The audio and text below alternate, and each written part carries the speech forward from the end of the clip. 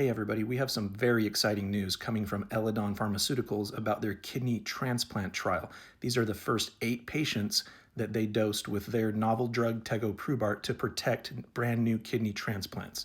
And they presented on the very first 8 patients longevity today at the 2-year mark. What they were able to show today is that the GFR, or the filtration rate of the kidneys, actually increased over 7 points from 67 to 74.2, going from 12 months to 24 months.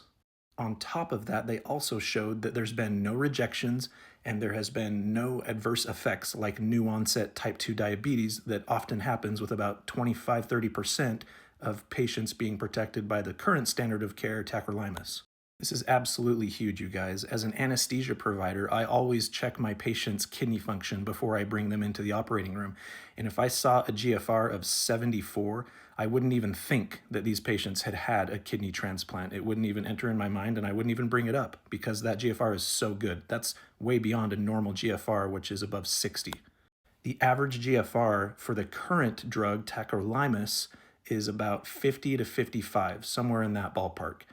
And their drug is 20 points higher than that, you guys, 20 points higher GFR.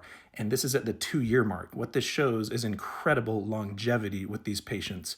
And that is a huge, huge deal. With Eledon's drug tegoprubart showing an actual improvement of filtration rate from the 1-year to the 2-year mark, what you could potentially take from that, you guys, is that these kidneys of these patients potentially is going to last their entire life.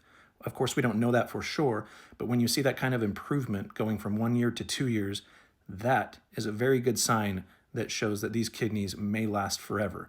And Eledon's whole philosophy is 1 transplant per patient per life. And so far, their data is showing that they are headed in that direction.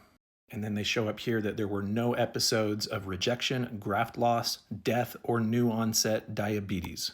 The reason why there was no new onset diabetes is because Eledon's drug tegoprubart is not toxic to the beta cells that produce insulin like tacrolimus is. Tacrolimus has been the standard of care for 30 years, and about 25-30% of those patients develop type 2 diabetes. And you guys, this is one of the transplant surgeons' biggest concerns. When they get a call to the ER about one of their patients whose blood sugar is 300-400, just absolutely wreaking havoc on their new kidneys that they got, that is the call that they least like to get. And I've heard that directly from a transplant surgeon.